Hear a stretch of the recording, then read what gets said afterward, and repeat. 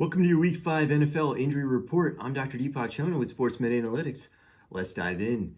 Deandre Hopkins was on the injury report last week and didn't put up his typical numbers, but he's been a full participant in practice and should be back to his superstar form this week. Lamar Jackson is listed as questionable with a knee injury, but he's returned to practice and is expected to be at full strength on Sunday. His big-time targets, receiver Marquise, Hollywood Brown, and tight end Mark Andrews are also listed as questionable.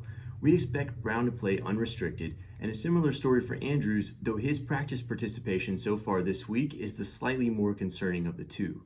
Keep an eye out for any last-minute announcements on Andrews Sunday morning, and stash a plan B on your bench in the meantime, just in case. Joe Mixon is also questionable, but ESPN's Ben Baby reported a strong performance in drills, so we're not too worried about him missing game time. Julio Jones has been battling a nagging hamstring, and it's kept him out of practice so far this week. Don't expect him to play probably until week 7 or 8. Nick Chubb is now on IR and will miss at least 3 weeks with a bad MCL sprain, and reports are saying he's likely to miss 6. But only 1/4 of NFL players miss more than 4 weeks with this injury, so we wouldn't be totally shocked to see him back a little earlier than reported. Either way, he's worth holding on to as a potential stud for the fantasy playoffs. Austin Ekeler also landed on the IR, and reporting says 4 to 6 weeks of missed time. The Chargers will probably be patient with this injury, knowing that his risk of a setback is elevated by rushing back too early. Michael Thomas is trending in the right direction, but hasn't played since sustaining a high ankle sprain in week 1.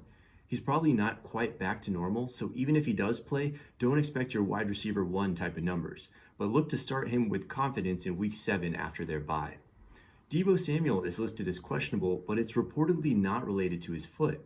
He's on the rule-out COVID protocol, and he's had 1 negative test so far. He's awaiting the second test to confirm the result, so very, very low chance that he sits. He looked solid in his return last week, and a paper by his surgeon, Dr. Robert Anderson, reported a re-injury rate of only 12%. With that, plus Samuel's return coinciding with that of Jimmy Garoppolo, we're looking to make trades for Samuel ASAP.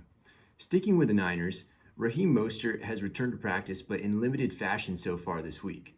We think that means he's going to get some touches, but we'd slightly favor McKinnon as the higher ceiling player this week. Ideally, we wouldn't be eager to start either one. Barring a setback, expect Mostert to be back to full strength by week 6. And that's all we've got for the moment. If you enjoy what you see, please like, comment, and share. Until next time, go dominate your league.